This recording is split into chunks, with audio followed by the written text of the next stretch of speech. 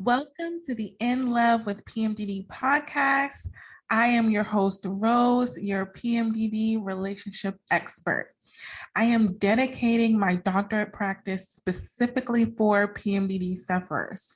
So I personally have been suffering with PMDD for over 15 years, and I spent most of those years desperately trying to navigate my intimate relationships.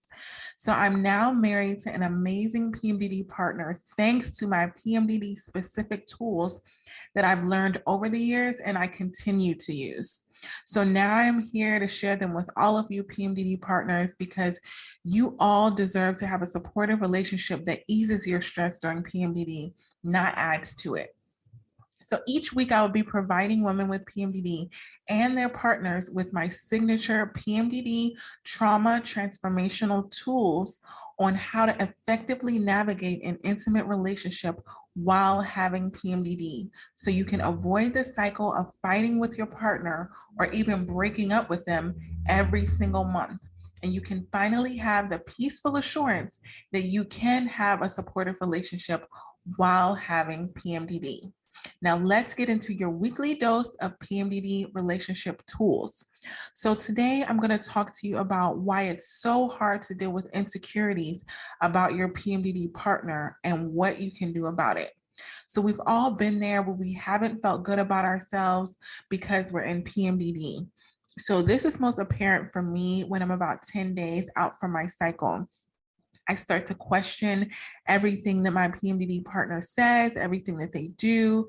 And what's happened most recently is that I called him early in the morning and just started talking randomly. I find that in the mornings when I'm in PMDD, I have all of this anxious energy. So this specific time, I was calling him and just talking randomly, going on and on about everything. And then he specifically said, Are you okay? He just asked if I was okay.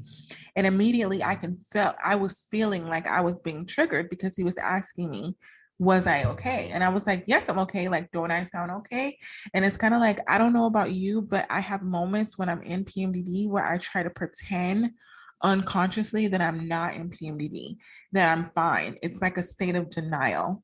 So even though I know that I can feel the symptoms in my body, what I try to do is just go along as if I don't have them. And then when someone calls me out on them, which my partner normally does, that's when I notice that I'm most triggered. So the worst thing that my partner can do while I'm in PMDD is say that I'm in PMDD. It's like he's validating something that's so shameful for me, something that I've been trying to hide and something that I felt like I was strong enough to handle. So once he says things like, I can tell you're in PMDD, it really does ignite my PMDD rage. And before you know it, I'm in the act proving that it's true because I'm triggered and I'm no longer trying to hide the fact that I'm in PMDD. I lose control of the fact that I'm trying to hide it. And I just say, okay, I'm just going to put it all out there and just say, yeah, I am in PMDD and blah, blah, blah, blah, and start acting that way. And one time it was so bad earlier in my journey where with my partner, where we were arguing and I said, you really want to see this side of me? You really want to see this side of me because you keep provoking me. And here it is. And I felt like such an evil, ugly, disgusting human being with no remorse for my partner. No remorse whatsoever. I just felt like I was able to say mean things and do mean things and not even feel bad about it. And that's the scariest part. Because if I talk to friends who don't have PMDD and I try to say, hey, I'm feeling this way about a situation. Do you think I handled it right? Or do you think I handled it wrong? They always are like, oh my gosh, you went overboard. Like you went too far. And in the moment when I'm in PMDD, I don't feel that way.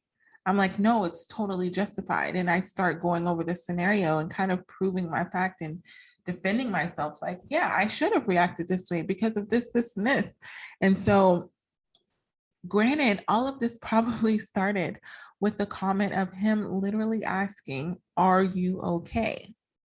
So back to the story, I was on the phone with him and it seemed that he just didn't want to talk to me. And so again, that was in my mind. He never said, I don't want to talk to you, but I noticed we have these intrusive thoughts about how we think our partner sees us, how we think our partner is feeling towards us, and we act on that without validating it with them. So when he said he was about to get ready for work, I was like, okay, you can go. I'm not forcing you to be here. And then he was like, okay, like, and just got off the phone because I don't know if your partner's ever done this. When they kind of notice that you're in one of your PMDD moods, they kind of back off and they don't even want to go there. So they're kind of just like, okay, let me just try to escape from this situation. So we got off the phone and my anxiety was really, really bad. I was walking into work and I was still thinking about that one little conversation. So I texted him and said, I'm sorry I bothered you this morning. And then he replied, I think I said, I'm sorry I bothered you this morning. I hope it didn't throw up your morning routine that much. And then he replied and said, you're my best friend and the love of my life. You can call me anytime. I was just worried because you never call me first thing in the morning since we're normally both doing our morning routines and going into work. So this is a situation where I wouldn't normally call him first thing in the morning. Like that's not a thing. I told you before in previous episodes, my phone is normally on do not disturb and I respect his time in the morning too. We have very busy schedules and we wake up really, really early. And so it was out of the norm for me to call. And I find that when I'm in PMDD, I do these very sporadic, instinctful, like very spontaneous things, like out of character things. And my partner is very, by the book. He loves routines. He likes knowing, how we're going to do things and all of those things. So when I do something out of character, it kind of triggers him because he's like, what's going on? Like, that's why he was asking, are you okay? It wasn't that he didn't want to talk to me. It was that he was wondering why we're going off routine, because for him, it's like that fight or flight thing. Like when he notices something is off, he zooms in on it and he wants to like diffuse the situation. So he was actually just making sure that I was okay. So I replied with a sweet emoji. And this is when the guilt and the embarrassment comes in, because you realize that you blew things out of proportion, you looked at it the wrong way, you overreacted, and now you feel even more out of it. So why is it so hard to accept that our partners love us, care about us, want us, desire us during PMDD? So it's easier to think that how we feel about ourselves is how our partner feels about us. So if we see ourselves as being unattractive, if we see ourselves as being mean, ugly, all of these things, we assume that our partner can see it too, because they're the closest ones to us. So when we have these PMDD symptoms, and we think that, oh, because I'm bloated, because I gained like 8 pounds, I can't fit into my clothes. I feel the farthest thing from attractive. I'm tired. I'm overwhelmed. I'm stressed. I basically am a mess for weeks at a time. We think that this is a reason that we're having these insecurities about our PMDD partner. And we tend to look at how much easier life would be if maybe you try to fix the physical first. So you try to say, okay, I'm going to, beat myself up. Maybe you go to the gym and you say, if I lost those 8 pounds that I gained during PMDD and I felt better in my skin, maybe that would help, how I feel about myself and how I would feel about my PMDD partner. So honestly, I want to tell you, there's nothing wrong with trying to look better to feel better for yourself and your PMDD partner. Like I told you, I have a morning routine. So I'm not knocking anything about that, but I'm saying that it's deeper than that. Because most of the time we look at other couples who don't have PMDD, we see how happy they are, and we think that, wow, it's so easy for them. It's so easy for them. And so, believe it or not, sometimes we think that maybe my partner would be better off without me because I'm so damaged. Maybe they should just go get a partner that doesn't have PMDD, because sometimes when you're in PMDD, you can really see how amazing your partner is because you see them really trying. And then you start to feel bad for them. You start to be like, man, they don't deserve this. They don't deserve me. Like I'm damaged goods and they deserve someone that doesn't have PMDD. So we start criticizing ourselves and beating ourselves up for being in PMDD. But we don't stop criticizing ourselves instinctively. We keep going in and in. We keep picking ourselves apart. We keep looking at ourselves differently and saying, I could do this better. I could do that better. And all of those thoughts keep running through your head. And we keep basically beating ourselves up for the way that PMDD is beating us up. So accepting ourselves while we're in PMDD can be the hardest thing that we have to do, because we don't see ourselves the way our PMDD partner does. So we find it hard to accept ourselves because we're making these assumptions about how our partner sees us. We think that they can see the most damaged parts of us during PMDD, and that's scary. Because you basically think to yourself, if I don't like myself when I am in PMDD, how is it possible that my partner loves me? How is that possible? And that mindset can make us feel inferior. It can make us feel depressed, especially when we look at other couples who look so happy and it looks so easy for them. I mean, have you ever been happy with your partner, really, really happy with your PMDD partner when you're not in PMDD, and thought to yourself, wow, so this is what our life would be like every day if I didn't have PMDD? Like you just really, it just like slaps you in the face, because you're like, we don't have any problems. We haven't been arguing. Everything's going well. My partner feels loved. I feel loved. I'm not being triggered. Like, we're good when I don't have PMDD. So it's a very depressing realization that you can have this sense of amazing happiness, but it only happens for half the month. So PMDD partners, I'm talking to you today. What can you do about it? I'm going to give you these 3 trauma transformational tools that you can use to learn how to accept yourself and your partner while you're in PMDD.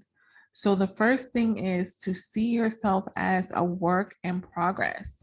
So we are all learning and we are all growing in how we navigate ourselves with PMDD and our relationships, and that's okay. I told you, all of the tools that I give to my clients that I use with them, I use with myself. I use with my PMDD partner, and it never changes. I rinse and repeat, basically use these same tactics again and again, because I don't know about you, but every single month, my PMDD symptoms are different. So what worked last month may not work this month. So I'm constantly going back to the drawing board and constructing new tools that we can use to help us in our relationships while we're in PMDD. So don't be so hard on yourself.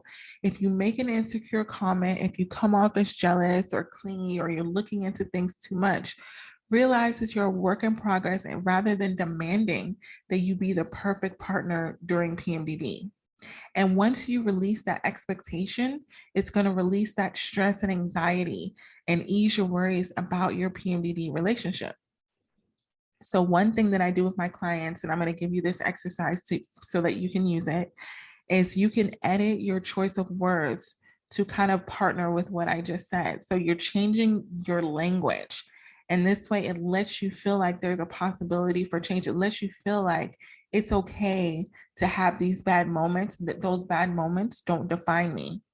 So you say this phrase, I am worthy of my PMDD partner despite the fact that I have PMDD.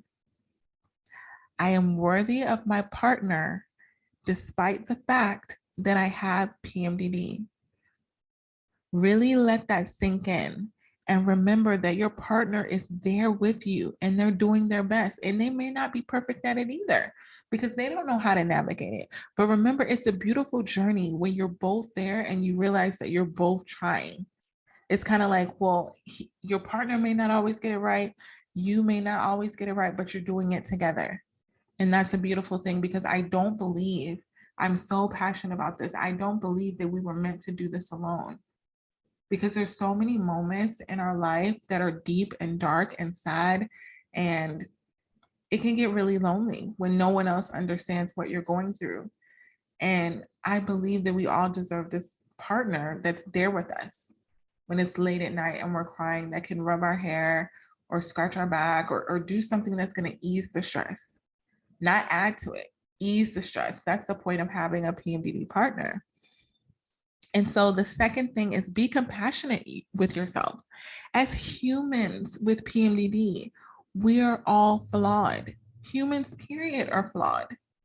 So it's essential to know our flaws and our emotional triggers during PMDD so that we don't beat ourselves up about them. We can kind of notice ourselves getting emotionally triggered and say, oh, I know what that is. I'm being emotionally triggered, right? It's kind of like, oh, I know what's going on. I'm more in control of it. It's not this out of control foreign thing. It's like, hey, I see what's going on. This happens every month. I'm emotionally triggered. All right, it's fine. I know what to do. So if you need help accepting yourself during PMDD, I want you to look at yourself through someone else's eyes. Talk to yourself as if you were talking to a fellow PMDD champion. If you were scrolling on social media and you were listening to their story, listening to one of your stories about what you were going through, think of how you would approach them if you heard them or saw them beating themselves up because of how they acted or felt with their partner during PMDD. You would most likely comfort them and comment to them that, hey, you're doing your best. So, what I want you to do is use that same compassion and understanding with yourself. So, this exercise entails you taking a pen and a paper and writing down the things that you would say to a fellow PMDD sufferer that's suffering in their relationship. Write it all down and keep it. And then when you're starting to get in that mindset of beating yourself up about how you reacted with your partner during PMDD, I want you to take that same letter and I want you to read it to yourself. And this is something that you can do every month because you're going to be writing it down in your words in a way that you understand. So by having that tool, you can calm your nervous system. You can calm down. You can bring that compassion back and say, you know what, I am doing my best. This is the best that I could do. I made a mistake. I apologize to my partner and they're fine. And so the last tip is to seek a PMDD specialized coach. The reason why I say coach is that a coach is someone that's going to give you actionable tools. They're going to give you things that you can use to navigate your partnership. So if you tend to get down on yourself during PMDD and it's affecting your relationship, join forces with someone else who's suffering the same way that you are and get the tools that they're using to overcome their obstacles so that you don't have to face them. It's kind of like if you go into something, you want to always get the tools from someone who's been through the hard stuff first, who's learned how to dig themselves out of it. And then that way you can have the tools so you don't have to go there. You don't have to go through all the hard times if you have that coach that's going to specifically give you tools on how to avoid it. So knowing a coach such as myself, knowing that they have your back, it makes you feel less alone. It makes you feel more empowered and more prepared to handle anything that PMDD throws at your intimate relationship. So I know how overwhelming it can be to discover that you have PMDD and then you freak out because of how it's affecting your relationship every month. And then you get anxiety about how long is this going to last? Like, how long is my relationship going to survive?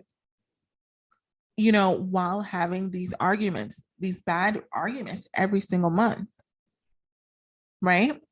So we don't always notice how PMDD is affecting our relationships. Sometimes we have to really, really think about it and say, man, this issue happened because of this. Like this, you have to look at the dates. You have to see, like, I remember when I first got PMDD or I first realized I had PMDD, I had to go back and see, wow, this is happening at the same time every month. And it was actually my partner that pointed it out. Like, we only have these arguments during this time of the month.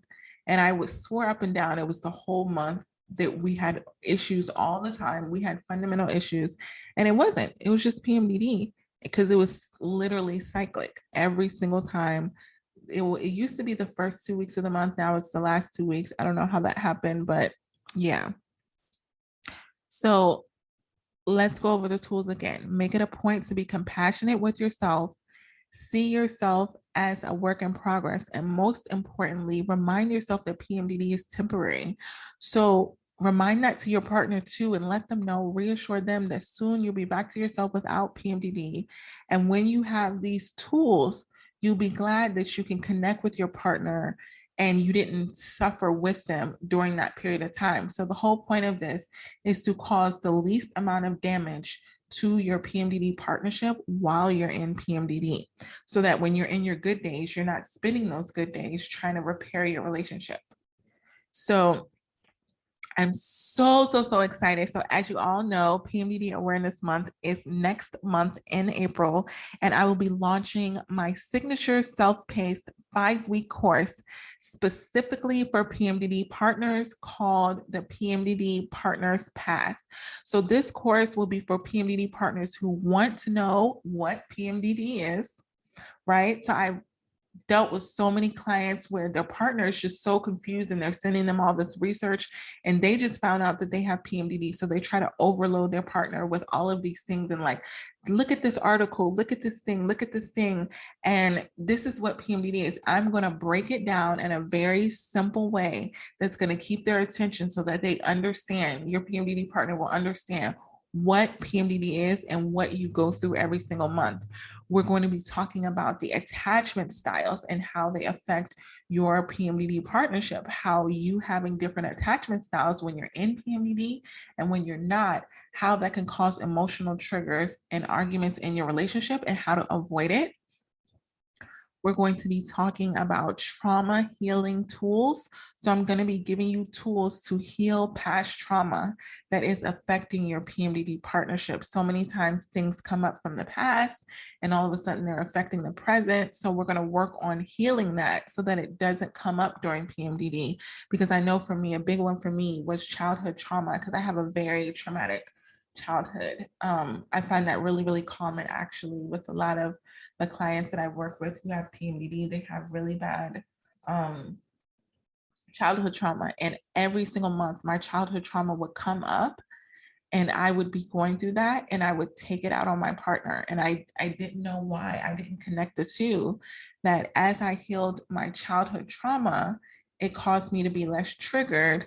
And then I impacted my PMDD partner less. So we're going to talk about tools on how to manage the shift into PMDD, how to navigate the two ways that you are when you're in PMDD and when you're not, that whole middle point where you're shifting into it.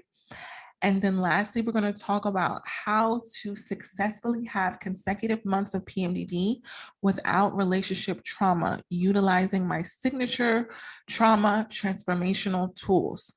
So the goal is to have months and months and months of no arguments, nothing that you don't have a tool for. So I'm not guaranteeing that you're not going to have an argument with your PMDD partner, but I'm guaranteeing that if you have those arguments, you will have a tool to fix it and you don't have to spend your whole time during PMDD stuck in that place. And then the time after you get out of PMDD trying to clean up that mess.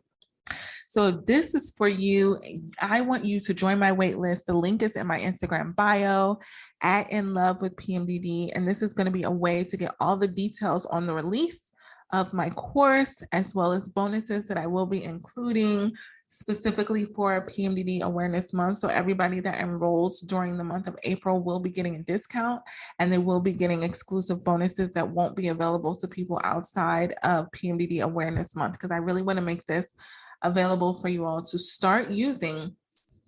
Because again, everything that I'm giving you, you can use it month after month after month after month. And during that time, you will have direct access to me to ask me any questions about the modules, any questions about the tools that you receive. So I'm super excited to be able to give this to all of you so that you can have the PMDD supportive relationship that we all desire and deserve. We got this.